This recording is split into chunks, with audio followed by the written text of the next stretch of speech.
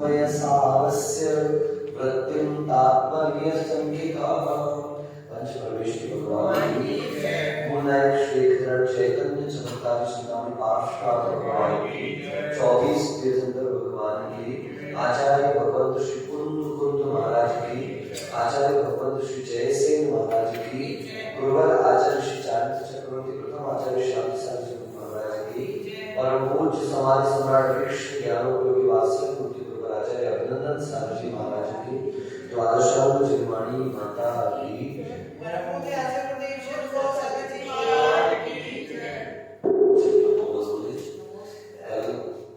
समय साल ग्रंथ को जैसे महाराज जी की टीका से प्रारंभ किया। अभी हमने समय साल का मंगलाचरण नहीं किया है, लेकिन तात्पर्य वृत्ति जो आचार्य भगवान जैसे महाराज जी ने प्रस्तुत की है उसके मंगलाचरण के साथ हम लोगों ने पीठिकाधिकार का प्रारंभ किया। पीठिकाधिकार का अर्थ ये समझ लीजिए कि जैसे आप भोजन के करने से भोजन की भूमिका पानी से होटल वगैरह जाते थे, तो वहाँ पर भोजन के पहले सलाद इस तरह सूप ये चीजें प्रस्तुत की जाती, इनको खाते तब तक आप अपनी भूमिका बनाए। ऐसे आचार्य जैसे महाराज जी ने कुंद महाराज जी की भावना को किस तरीके से हम समझना प्रारंभ करें उसके लिए पीठिका प्रारंभ की, जिसकी टीका की शुरुआत की 3-4 लाइन हम लोगों ने पढ़ी थी। अब हम उसको ये जितनी भी टीका है वो पद खंडना टीका है, पद एक एक पद के ऊपर उनकी व्याख्या उनकी चलती रहेगी और बार बार ये हमने इस गाथा में पढ़ा, इस गाथा में ये पढ़ रहे हैं और अगली गाथा में हम ये पढ़ेंगे। इस प्रकार का वो आपको बार बार सूचित करते रहेंगे। इसको आचार्य भगवान पिष्ट पेशन ना कह करके विस्तार रुचि शिष्य वालों के लिए इस प्रकार का वर्णन। विस्तार रुचि का मतलब जिनको अच्छे तरीके से विशेषता के साथ बताना पड़ता है, ऐसे शिष्यों के लिए ये सारा का सारा कथन है। तो यहाँ पर शुरू करते हैं। तत्र आदौ वंदितु सब सिद्धे इति नमस्कार गाथाम आदिकृत्वा सूत्र पाठ क्रमेण प्रथम स्थले स्वतंत्र गाथा षट्कं भवति। तदनन्तरं द्वितीय स्थले भेदाभेद रत्नत्रय प्रतिपादन रूपेण व्यवहारे नुवस्तिस्सति इत्यादि गाथाद्वयम्।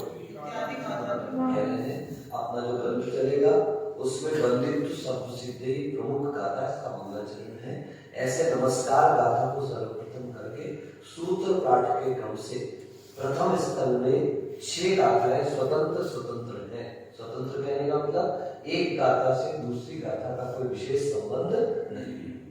उसके बाद दूसरे स्थल में भेद अभेद रत्नत्रय के प्रतिपादन के लिए 2 प्रकार का रत्नत्रय तो एक ही सम्यक दर्शन ज्ञान चारित्र, लेकिन जब हम सम्यक दर्शन सम्यक ज्ञान सम्यक चारित्र इनकी पृथक व्याख्या करते हैं तो इसको भेद रत्नत्रय कहते हैं, और जब इनकी एकमेकता की हम चर्चा करते हैं तो वो अभेद रत्नत्रय कहलाता है। ऐसे व्यवहार उद्दिष्टि आदि 2 प्रकार की गाथाएं यहाँ पर क्रम से आएगी। 6 गाथा फिर 2 गाथा। 8वीं अथ तृतीय स्थले निश्चय व्यवहार शुद्ध केवली व्याख्यान मुख्यत्वेन, ठीक है ना, जो ही सुदेन इत्यादि गाथा सूत्रद्वयम्। अब तीसरे स्थल पर निश्चय व्यवहार शुद्ध केवली के व्याख्यान की मुख्यता से जो ही सुदेन नामक जो गाथा का प्रारंभ है, ऐसी 2 गाथा सूत्र अपने सम्मुख यहाँ पर आएंगे। अतः परम चतुर्थ स्थले भेदा भेद रत्नत्रय भावनार्थम तथैव भावना फल प्रतिपादनार्थम च नाणुम्य भावना इत्यादि सूत्रद्वयम्। अब चौथे स्थल पर उसके आगे भेद अभेद रत्नत्रय की भावना को लेते हुए, अभी क्या भेद अभेद रत्नत्रय क्या है वो बताया, अब उसकी भावना को लेते हुए और उसके भावना के फल का प्रतिपादन करने के लिए नाणुम्य भावना आदि 2 गाथाएं फिर करेंगे। कितनी गाथाएं होंगी? 8, तो 10 और 2 12। पंचम स्तरे निश्चय व्यवहार नए द्वय व्याख्यान रूपेण व्यवहारो भूदत्तो इत्यादि सूत्रद्वयम्। अब अन्य दो गाथाएं जो है वो किसका वर्णन करने वाली है आपके सामने? तो निश्चय व्यवहार दोनों नयों के व्याख्यान रूप ये दो गाथाएं आपके सामने फिर आएंगी। एवं चतुर्दश गाथा भी स्थल पंचके, मैं टीका इसलिए आपके सामने कह रहा हूँ, देखो टीका कितनी सरल है, कितने सरल शब्दों में लिखा। एवं मतलब इस प्रकार से चतुर्दश गाथा भी, 14 गाथाओं के द्वारा स्थल पंचकेन 5 स्थल बना दिए। पहले स्थल में 6 गाथाएं थी, फिर 2 और फिर 2, 5 स्थान बना दिए। समय सार पीठिका व्याख्याने, यानी समय सार पीठिका के व्याख्यान में समुदाय पातनिका, ये समुदाय पातनिका अपनी समाप्ति तक यथा। अब उसी को आगे करते हुए हम यहाँ से ग्रंथ का मंगलाचरण आज करेंगे। आज पूज्य आचार्य भगवान अभिनंदन सागर जी महाराज का 7 वर्ष समाधि के पूर्व के अष्टम समाधि दिवस है। अपन ये समझे कि उस समाधि दिवस के अवसर पर समय सार ग्रंथ की वार्ता प्रारंभ कर रहे हैं। जिन्होंने समय सार को अपने जीवन में प्रायोगिक रूप में लेकर के आए, उस प्रयोग को आज के दिन कलशारोहण करके उन्होंने हमारे सामने प्रस्तुत किया। ऐसे पूज्य आचार्य भगवंत जिस दिन समाधि को प्राप्त हुए थे उस दिन भगवान आदिनाथ भगवान का निर्वाण कल्याण महोत्सव था। तारीख 19 जनवरी 2015 से स्थापना शेष हुआ। तो तिथि से तो वह इस 31 जनवरी को प्राप्त होगा, लेकिन चूंकि अपन व्यवहार जीवन तो जी रहे हैं बहुत सारा, तो व्यवहार में अंग्रेजी महीने को भी लेकर के चलते हैं। तो जनवरी की अपेक्षा से अंग्रेजी माह की अपेक्षा से 19 तारीख को यह है। उसी उपलक्ष्य में अपन लोग आचार्य श्री की वंदना उन सिद्धों के साथ इसी गाथा के साथ अपन करेंगे। अच्छा, प्रथमतः तावत गाथाया पूर्वार्धे मंगलार्थम इष्ट देवता नमस्कारम उत्तरार्धे तु समय सार ग्रंथ व्याख्यानम करोमि इति अभिप्रायम मनसि धृत्वा सूत्रविदं प्रतिपादयति। अब देखो, पहले सबसे प्रारंभ में 2 ही गाथाओं में गाथा के पूर्वार्ध में, पहली गाथा के पूर्वार्ध में मंगल के लिए, जैसा कल आपको स्पष्ट किया था, मलम गालयति इति मंगलम। जो मल का गालन करता है उसको क्या कहते हैं? अब मल कौन से होते? तो कर्ममल होते हैं।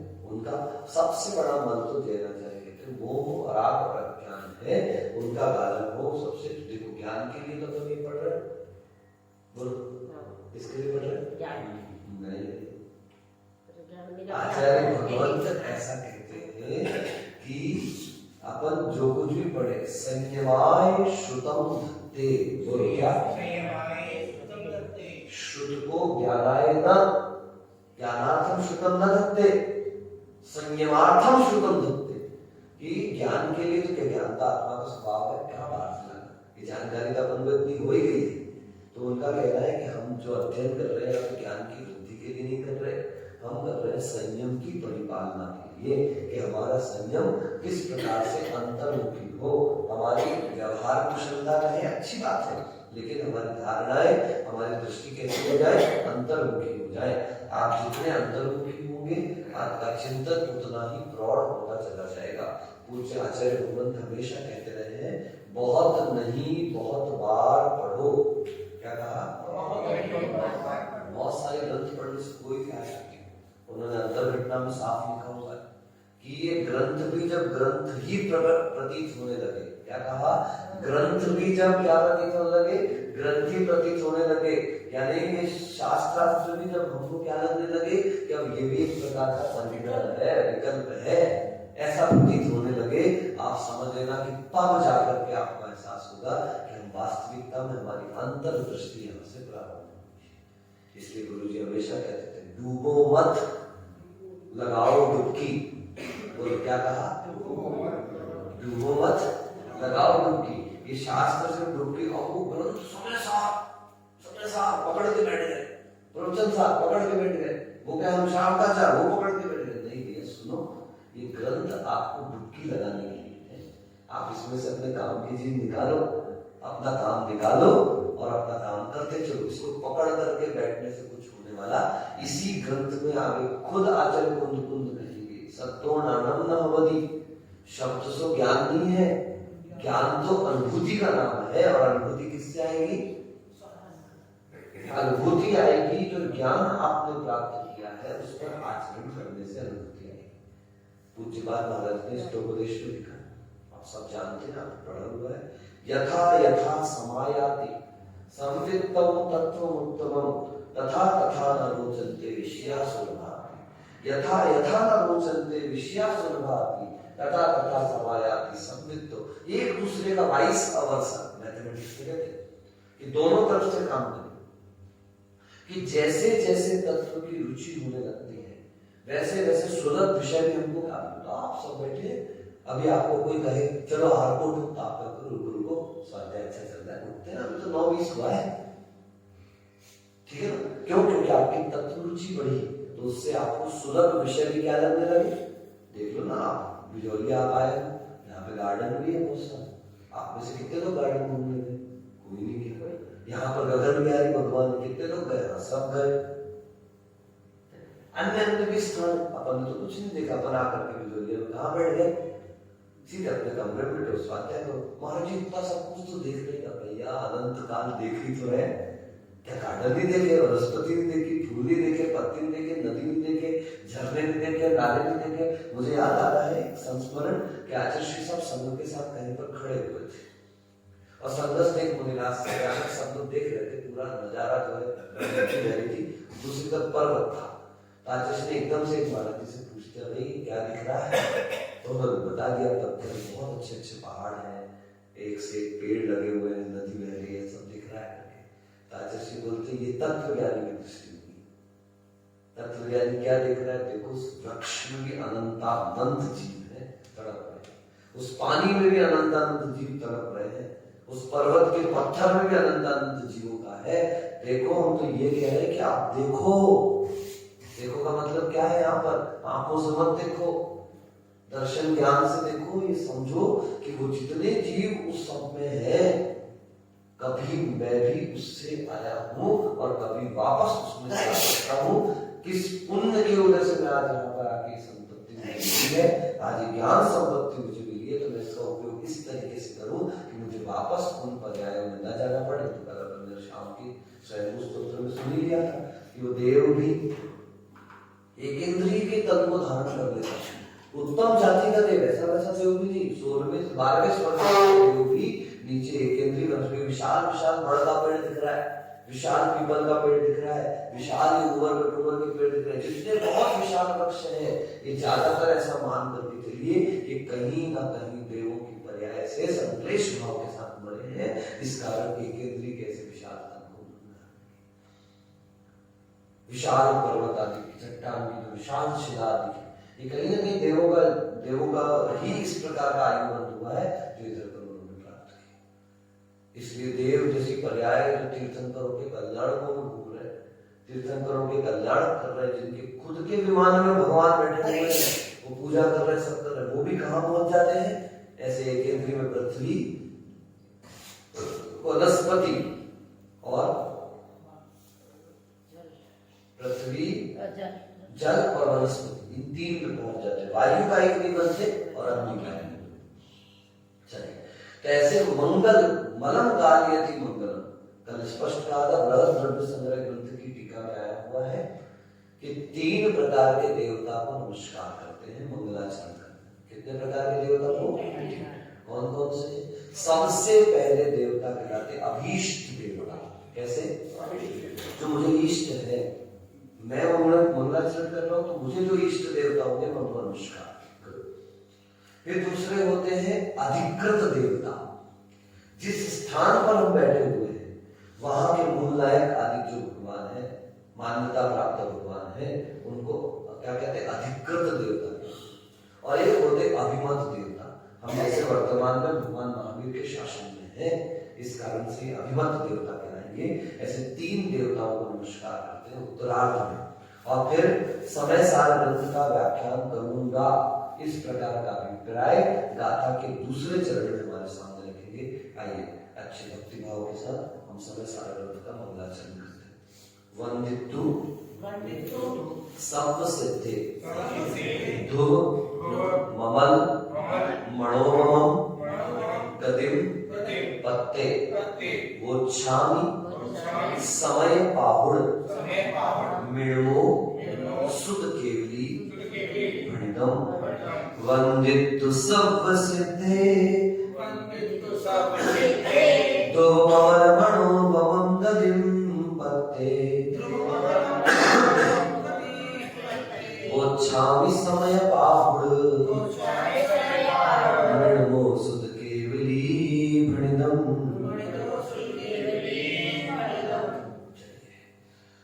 यहाँ पे ध्रुव शब्द नहीं आता, कई बार आप लोगों को कहा है प्राकृत भाषा में नीचे के रेफ एफ जो है वो हट जाते हैं, तो आप यहाँ पर ध्रुव न कहेंगे ध्रुव कहें।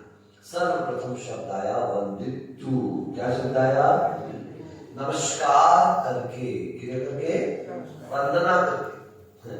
मुनि माता जी को वंदना भी करते हैं, मुनिराज को नमोस्तु करते हैं, शुद्ध चुलिका को इच्छा भी करते हैं। अगर आपने हमको इच्छा भी कर दिया तो हम मुनिराज नहीं रहेंगे क्या? नहीं, इसलिए देखो वंदितु शब्द वंदना कहते हैं। तीनों का व्यवहारिक अर्थ अलग अलग हो सकता है, व्यवस्थात्मक दृष्टि अर्थ जो है, लेकिन तीनों का वैसे अर्थ क्या हो गया? पारिणामिक अर्थ तो एक जैसा है। आपके जैसा बनने के लिए नमस्कार किया, आपके जैसे गुणों की प्राप्ति के लिए वंदना है, आपके जैसे पद को प्राप्त करने की मैं इच्छा करता हूँ। यानी तीनों का अर्थ तो, क्योंकि देखो अपन जब प्रतिक्रमण करते हैं तो कहते इच्छा में बनते, नमोस्तु बनते करो है? तीनों शब्दों का व्यवस्थात्मक अर्थ कर दिया कि पद की दृष्टि से हम इस तरीके से व्यवहार कराते हैं, लेकिन तीनों का व्यवहारिक अर्थ मूल अर्थ क्या निकलता है कि आपके जैसा बनने के लिए, आपके जैसे गुणों की प्राप्ति के लिए सर्व सिद्धे, किनको नमस्कार कर रहे हैं? 1 कोणि 2 कोणि 3 कोणि 4 कोणि जितने सिद्ध है अनंतानंत, इनसे आचार्य भगवंत ऐसा भी निकालते थे, अतीत सिद्ध, वर्तमान सिद्ध और भविष्य सिद्ध। यानी वो सिद्धात्माएं जो आगे सिद्ध बनेंगी, हम सिद्ध नहीं है, संसार है, तो इसलिए भूत भविष्य वर्तमान की 30-24 कर लेते ना ध्रुव। तो ये शब्द का मतलब ध्रुव, ध्रुव का मतलब था कांस्टेंट, स्थिर, बिल्कुल स्थिर है जो। ध्रुवम हो गया अमलम, अमलम का अर्थ क्या हो गया? मल से रहित। अणोपमम, अनुपमम, गतिम करते, कैसी गति को प्राप्त हुए हैं? तो गति ध्रुव गति है। बोलिए अनुसरण जी, कैसी गति है? एक एग्जांपल दे दो, कोई गाना है, कोई श्लोक इसके लिए जल्दी फटाफट। रत्न कर्णक्षावकाचार्य का श्लोक, मैंने इतनी हिंट दे दी आपको, ध्रुव शब्द की व्याख्या की। मैं एक अक्षर बताऊंगा, आप बता देंगे। काले कल्प शते, याद करो ये गाथा, ये श्लोक है रत्न कर्णक्षावकाचार्य में। काले कल्प शते किच गते शिवानां विक्रिया लक्ष्या उत्पादोपि यदि स्यात् त्रिलोक संभ्रांति कर्णपटु, कि संपूर्ण 3 लोक पलट गया है, ऐसा उनके ज्ञान में झलक भी जाए तो भी जिनमें करोड़ों करोड़ों कल्पकाल बीत जाने के बाद भी जिनमें कोई अस्थिरता आने वाली, विक्रिया आने वाले नहीं, ऐसे सिद्ध होते हैं। तो इनके लिए ध्रुव शब्द कहा। कैसा कहा? किसी भी निमित्त को पाकर के उनमें किसी भी प्रकार का कोई परिणाम होने वाला, उनके ज्ञान में विश्व के समस्त चराचर पदार्थ चालक रहे हैं। यदि अपन को इतना सा पता चल जाए, कोई बोलते वहां कोई गिर गया हो, चलो अपन स्वाध्याय बंद कर देंगे, चल जाए। उनके ज्ञान में कोई उठ रहा है, कोई गिर रहा है, कोई जन्म ले रहा है, कोई मर रहा है, कहीं पंचकल्याण चल रहे हैं, कहीं विहार चल रहे हैं। विश्व की समस्त घटनाएं जो हो रही हैं, जो हो चुकी हैं और जो आगे होंगी, वे सब केवली के ज्ञान में, सिद्धों के ज्ञान में निरंतर है, और उनमें किसी भी प्रकार का विकार, किसी भी घटना के कारण किंचित भी उत्पन्न होने वाला। सब कुछ लखते पर नहीं, प्रभु में हास विलास, दर्पण रोया कब हंसा, यह कैसा संन्यास। दर्पण को कोई फर्क नहीं पड़ता, आप काले रंग के हो, आप गोरे रंग के हो, आप खूबसूरत हो, आप बदसूरत हो, दर्पण का कार्य क्या है? प्रतिबिंब को करना, बस। वो भी वो करने आपके घर नहीं आने वाला, वो अपनी जगह पर है, ये सब उसके ज्ञान में झलकेगा। इसलिए वह सिद्धों का की गति कैसी बताई? ध्रुव गति बताई। It will never change, it is everlasting, it is constant. अमलम, मन कर्म कलंक कर, शरीर आदि के द्रव्य कर्म, भाव कर्म, मन कर्म। हरि पूजा जैसे ने चिंतन दिया होगा वहां पर कि 12वें गुण स्थान तक का शरीर औदारिक शरीर कहलाता है, ठीक है। लेकिन 13वें गुण स्थान में जैसे जीव पहुंचता है तो 12वें गुण स्थान में अंतर्मुहूर्त तक क्या प्रक्रिया चलती रहती है? प्रति समय अपने शरीर से निगोदिया जीवों को बाहर करता है। अनंत अनंत गुणे अनंत गुणे अनंत गुणे अनंत गुणे शरीर में निगोदिया उपवास है। कहते सुई की एक नोक के बराबर जगह पर भी एक अनंत एक निगोदिया के शरीर में ऐसे अनंत अनंत निगोदिया जीव विद्यमान है। सूक्ष्म निगोदिया लगते अपने शरीर में ऐसे अनंत निगोद जीव हुए पड़े हुए हैं। तो जैसे ध्यान करते हैं वैसे अनंत जीवों की निकासी प्रति समय आपके शरीर से होना प्रारंभ हो जाती है। मतलब उनके शरीर से होना प्रारंभ हो जाती है। आत्मा से विलय हो रहे, आत्मा में नहीं है, शरीर में विलय हो रहे हैं। जब संपूर्ण निगोदिया कर्म नष्ट निकल जाते हैं पूरे शरीर से, उस समय उनके ज्ञानावरण, दर्शनावरण और अंतराय 3 कर्मों का क्षय, द्विचरम समय कुछ, चरम समय कुछ। जैसे ज्ञानावरण कर्म का संपूर्ण क्षय होता है, वैसे भगवान केवल ज्ञान को प्राप्त करके अब उनका शरीर औदारिक की जगह परम औदारिक शरीर हो जाता है। क्या हो जाता है? परम औदारिक देह है आपका। अब भूख नहीं, प्यास नहीं, अष्टादश दोषेण रहितः, चित्त पिपासा जरातंक जन्मातंक भयस्मयाः न राग द्वेष मोहाश्चर्य यस्याप्तः समर्पित। आप तो हो गए और 18 प्रकार के दोष उनके अंदर से समाप्त। और तो और ये 13वें गुण स्थान में हुआ, लेकिन 13वें गुण स्थान के भी चरम समय में प्रति शुक्ल ध्यान के माध्यम से सूक्ष्म क्रिया प्रतिपादी, इस शुक्ल ध्यान के माध्यम से पहले मन योग, वचन योग और काय योग को स्थूल से बादल से सूक्ष्म करते करते काय योग, सूक्ष्म काय योग में आए और उसको भी नष्ट करके भगवान अयोगी होकर 14वें गुण स्थान में पहुंचे। और वहां पर भी जो अभी नाम कर्म के कारण उनके कर्म जो शेष बचे थे, आज्ञा कर्म की 63 नष्ट नहीं बची, कितनी? 85 प्रकृतियां जो अवशिष्ट है। ऐसी 85 प्रकृतियों में से 72 अथवा 73 प्रकृतियों को द्विचरम समय में और 13 अथवा 12 प्रकृतियों को चरम समय में नष्ट करके वो एक आ ई उ री इतना ही ह्रस्व अक्षरों के उच्चारण मात्र हम लोग धीमे से बोल रहे हैं। द्वादशांग का पाठी जिस गति से पाठ करेगा उतने चुटकी गति और भगवान कहाँ पहुंचे? सिद्धार्थ में विराज। क्या हो गया? एक भी मल नहीं बचा, कोई कर्म मल उनका शेष नहीं बचा, न द्रव्य कर्म मल, न भाव कर्म मल और न लोक कर्म। ठीक है ना? ऐसे अमर स्थान को जो प्राप्त हुए। और अनुपम कैसे? अनुपम शब्द का अर्थ क्या हुआ? जिसकी कोई उपमा न दी जा सके उसको क्या कहा जाता? अनुपम। आप बताइए, मान लीजिए एग्जाम्पल तो बताओ, सिद्ध कैसे होते हैं भैया? उस गति की कोई उपमा ही, उनकी तस्वीर से मिलती नहीं तस्वीर उनकी, बोलो, उनकी तस्वीर से मिलती नहीं तस्वीर उनकी, बेमिसाली सी बेमिसाली। क्या मिसाल है उनकी? क्या उदाहरण है? क्या एग्जाम्पल है? क्योंकि जब हम उनके किसी उदाहरण से बराबर करेंगे तो फिर उन जैसा दूसरा पदार्थ होगा ना संसार। और हाँ, फिर उसको ही प्राप्त कर लेते हैं ना, उदाहरण जिसका दे रहे उनको क्यों प्राप्त करना? तो उनका कोई दूसरा उदाहरण नहीं दिया जा सकता, उनकी किसी से तुलना नहीं की जा सकती, वे अनुपम है। ऐसे 3 विशेषण उनकी गति के बता दिए। क्या बता दिए? ध्रुव बता दिए, अनुपम बता दिए और अमल बता दिए, है ना? इस प्रकार से वो चांद समय पाहु, मैं समय पाहु को कहूंगा। ठीक है ना? कैसे समय पाहु को कहूं? इनको शुद्ध केवली मतलब जो शुद्ध केवलियों के द्वारा व्याख्यान किया गया है। क्यों भाई? शुद्ध केवली के द्वारा व्याख्यान के पहले काम मेरा वजन फिर आप कर लेना है। मैं कुछ पूछ रहा हूं, इधर ध्यान दीजिए। केवली के द्वारा व्याख्यान किया गया कि शुद्ध केवली के द्वारा? बोलो जल्दी से। उन तक तो शुद्ध केवली ये बात देखो, ये कुंद देव का ये विशेष चीज मिली अपन सिद्ध परमेश्वरी को नमस्कार करते हुए भी वो कह रहे हैं कि डायरेक्ट मेरे हाथ में नहीं आया,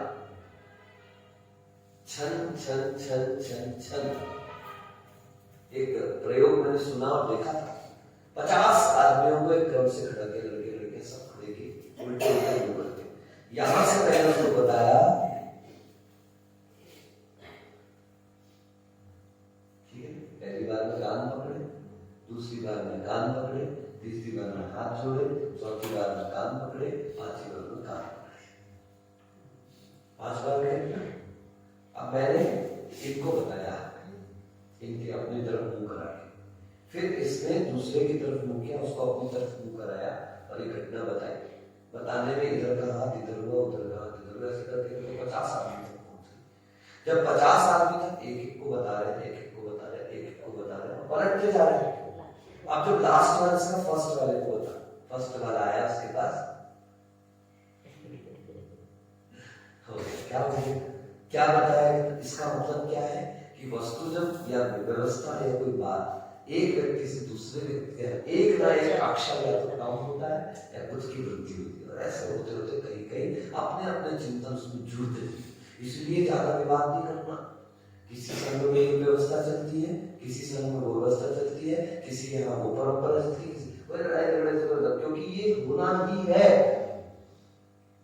जावदिया वयणवहा तावदिया चेव होन्ति नयवादा, जावदिया नयवादा तावदिया चेव होन्ति पर समय तबला पड़ा समझे कि जितने जितने वचन के प्रकार होते हैं उतने उतने प्रकार के नए हो जाते हैं, और जितने प्रकार के नए होते हैं उतने ही संसार में पर समझ जाते हैं। देखो एक बात बताए प्रदीप जी, आपको पूर्व समय में जितने संघ रहते थे वे सभी आहारचर्या के लिए जिस चौकों में जाते थे उनमें निश्चित रूप से चंदोवा बनता था कि नहीं बनता था? धीरे धीरे धीरे आगे परंपरा समाप्त कर दी। अब क्या क्या दलील दे दी गई? अरे अब तो घर पक्के हो गए, तो क्या पक्के घर में जाने नहीं लगते? पक्के घर में छिपकली नहीं घूमती, पक्के घर में मकड़ी नहीं घूमती, पक्के घरों के छतों पे चींटियां नहीं चढ़ती क्या? सब होता है। कितनी बार साफ करते हो अपनी छत को? बोलो, रोज करते हो साफ? नहीं करते। तो ये लोगों ने क्या कर दिया कि बिल्कुल बंद कर दिया ये सारा कार्य। जबकि इस घर पे आहार का जो स्थान है उन स्थानों पर क्या होना चाहिए? चंदोवा लगना। चंदोवा सिर्फ शुद्धि के लिए नहीं है, चंदोवा साधु के प्रति सम्मान का प्रतीक है। ठीक है ना? हमने अभी आप जाना कभी किशनगढ़ अशोक जी के घर पर, उनका जो जहाँ पे आहार होने का स्थान है वहां पर उन्होंने बड़ा रत्न जड़ित चंदोवा बनवा के लगवाया है। और भी हमने कई श्रेष्ठ उपचार चंदोवा लगाना, और फिर जैसे यहाँ पर टीन शेड है, रात को पानी वगैरह बोलते हैं तो ओस होती है, जब हम लोग आहार करते हैं तो वहां उसकी अगर मान लो हमारे हाथ में टपक गई तो क्या होगा? आपको व्यवस्था का तो ध्यान इन चीजों का रखना ही चाहिए। ये चीजें ध्यान रखें। तो परमानेंट चौकों के स्थान है, यहाँ पर तो परमानेंट ही चंदोवे वगैरह की तो होनी चाहिए व्यवस्था। और अपने घरों में भी हमेशा जहाँ आहार आपको कराना है उस स्थान पर चंदोवा व्यवस्था होनी चाहिए। बिहार में पूज्य आचार्य श्री वर्धमान स्वामी जी आदि का भी बिहार चलता है, तो वह क्या करते? खंबे के चंदोवे तैयार करते। खंबा होता है ना, खंबा, तो पूरे चारों तरफ से पाइप खड़ा करके उसके ऊपर लगा देते, ये चंदोवा बन गया। तो इस प्रकार से कुछ पुरानी परंपराएं, जिसको पुराना कहा जा रहा है लेकिन पुरानी नहीं, वो हर समय में प्रासंगिक परंपराएं हैं। आप देखो ना, जब राजा निकलता है कांग्रेस शब्द के ऊपर क्या लगा देते हैं? छत्र तंत्र। तंत्र है कि नहीं तंत्र है? तो इस प्रकार से ईसा दूल्हे को तो छत्र लगाए दे रहे हो, महाराज को अपन तो बताओ क्यों छत्र लगाना? इस प्रकार के अपन लोग धारणा बनाते नहीं। अपन को इन चीजों में कभी भी इसको बैकवर्ड नहीं कहना है, इसको पुराना नहीं कहना है। हम पढ़ाई लिखाई से कितने भी आधुनिक हो जाए, लेकिन कुछ व्यवस्थाओं में देखो अपनी आधुनिकता नहीं रखनी चाहिए। तो इस प्रकार से उन्होंने कहा मेरे पास क्रम से आया है। कैसा आया है? पहले तीर्थंकर से गणधर परमेष्ठी तक, गणधर परमेष्ठियों से नीचे नीचे तक की परंपरा तक के शुद्ध केवली के माध्यम से हमारे पास ये सारी बात पहुंची है। आज से 2000 वर्ष पूर्व में पूज्य आचार्य भगवत कुंद देव को यह प्राप्त हुआ, और प्राप्त होने से चीजें इससे बिल्कुल स्पष्ट है कि हम बिल्कुल नहीं कह सकते कि कुंद वहां जाके लेके आए। क्यों? मेरी बात सुन रहे हो ध्यान से, मैं क्यों ये बात कह रहा हूं कि कहते हैं कुंद सीमंदर के पास से डायरेक्ट लेकर के आए हैं। अगर ऐसा होता तो कुंद देव यहाँ पर क्या लिखते? समय पाहुड़ मिड़वो यथा केवली भणिनम या सीमंदरम भणनम। सीमंदर भगवान के द्वारा कहा गया है, ऐसा वो कहते। कुंद देव क्यों छुपाते? अपन से क्यों निंदा करते अपने गुरु का नाम नहीं छुपाना। कल तत्वा सूत्र के स्वाध्याय में अपन ने क्या पढ़ा था? तत्प्रदोष बिंदु मात्सर्यंत्राया साधनों प्रघाता ज्ञान दर्शनावरणयो। ठीक है, जो कि आप मेरे संग में रह रहे हो इसलिए आप अभी हमारी जय बोलते हो, लेकिन कभी आपसे पूछा जाए तो आप बताओगे ना? सुमति सागर जी के शिष्य हो, आप बताओगे ना? योगिंद्र साई के शिष्य हो, भैया आपको घर से किसने निकाला? आप बताओगे तो ठीक है। जय बोलने की जरूरत नहीं कि हम मेरे से कोई पूछेगा तो मैं बोलूंगा ना मैं पूज्य आचार्य श्री विद्यासागर से व्रत लिया था, क्यों नहीं बोलेंगे? गुरु का नाम कैसे छुपाएंगे? हमारी दीक्षा पूज्य आचार्य अमित साई से हुई, जो है उन गुरु का नाम कभी छुपाना नहीं। मैंने आपको कल भी परसों बताया था ना कि एक लड़का जो है वो ऊपर तलवार फेंकता था, सिर पे रखता था गमला, और तलवार आके गमले में घुस जाती थी। गमला छोटा सा गमला था, लंबा गमला था, उसमें तलवार, इतने से गमले में तलवार फंस जाती थी, और उनकी आंखों में क्या बंधी रहती थी? पट्टी। इतना वो अपनी कला में निष्णात था। राजा तक बात पहुंची, राजा उसकी कला देखने के लिए आया और उसकी प्रशंसा करी, तो बोलता है, राजा पूछता है किससे सीखा? बोले तो मैंने अपने अभ्यास से, मेरी कला है। तो उसने गुरु का नाम छुपा दिया। राजा ने बोला बहुत अच्छा लगा, मैं एक बार और देखना चाहूंगा। उसने दूसरी बार फेंका, वो तलवार गिरी और सीधे आकर उसके मस्तक को नाक को चीर कर दिया। आदमी का वही मरण हो गया। गुरु का नाम छुपाने मात्र से क्या हो गया? गुरु का नाम छुपाने मात्र से उस जीव की ये स्थिति हो गई। आप सोच लीजिए, इसको निंदाव कहते हैं। क्या कहते हैं? निंदाव। कभी नहीं छुपाना, कभी भी जिससे शिक्षा प्राप्त करिए। आज भी जब कभी हम कर्मकांड ग्रंथ का पहला मंगलाचरण करते हैं, तो जिन मुनिराज के सानिध्य में हमने उदाहरण किया था, उनका भले हम आचार्य तो है, लेकिन उस समय उन्होंने मुझे वो शब्द पढ़, उनके कारण हमने पढ़ना प्रारंभ किया। उनको कैसे भूल जाए? कभी भी विस्मृत नहीं करना चाहिए। इसको कृतज्ञता कहते हैं। क्या कहते हैं? कभी कृतज्ञता नहीं करना अपने गुरु के नाम के प्रति। कभी जिनसे सीखा है, जिनसे बड़े हैं, उनके नाम के प्रति कभी भी कृतज्ञता नहीं करनी चाहिए। इस प्रकार से ध्यान रखना है। शुद्ध केवली भणिनम, जैसा शुद्ध केवली ने कहा है वैसा मैं आपके सामने। ऐसा कहने से सबसे बड़ी बात क्या होगी? मैं नहीं कह रहा, आजकल साधुओं का बहुत चालू हो गया प्रवचन, मैं तो ऐसा कहता हूं, मैं तो ऐसा कहता हूं।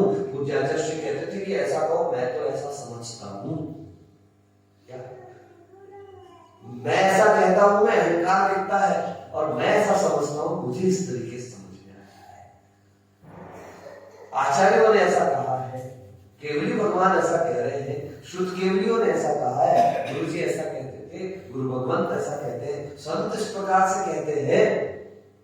आप ऐसा कहोगे तो आपकी बात में प्रामाणिकता रही और बड़ों की बात हम मैं कहता हूं।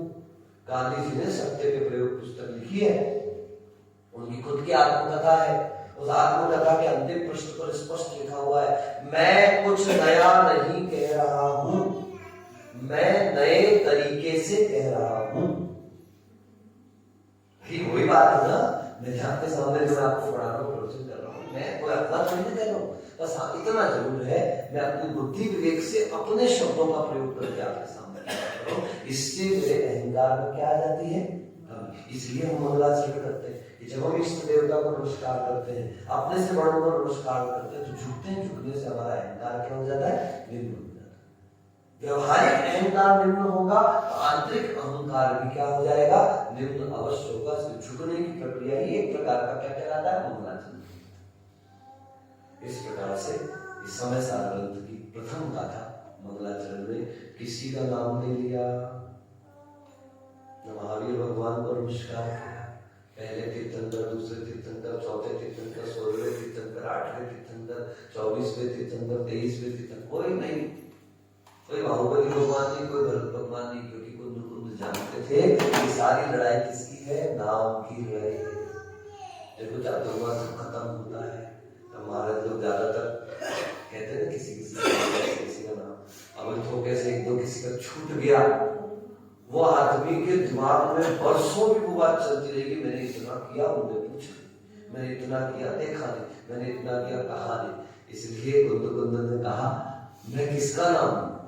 सारे तीर्थंकर समान मेरे लिए पूछे, सारे सिद्ध मेरे लिए समान शक्ति वाले हैं, इसलिए मैं तो सीधे सर्व सिद्धों को नमस्कार करता हूँ। सर्व सिद्धों को मेरा मस्तक झुक रहा है। यहाँ एक और दो का कोई चर्चा नहीं, ऊपर नीचे की कोई बात नहीं, आगे पीछे की कोई बात नहीं, पक्षपात की कोई बात नहीं। इस प्रकार से मैं सर्व सिद्धों को नमस्कार करके ऐसे सिद्धों का, और ऐसे सिद्ध ध्रुव है, स्थिर है, कांस्टेंट है, अमल यानी द्रव्य और भाव, दो कर्म आदि कर्म आदि से रहित है, अनुभवम, जिनकी कोई दूसरी उपमा संसार में नहीं दी जा सकती, ऐसी गति के प्राप्त सिद्धों को नमस्कार करके जैसा शुद्ध केवली भगवंतों ने कहा है, ऐसा मैं समय प्राकृत ग्रंथ आपके सामने तोड़ूंगा। बस नमोस्तुते स्वाध्याय निष्ठापन क्रियायां पूर्वाचार्य सकल प्रभुक्षार्थम भाव जवन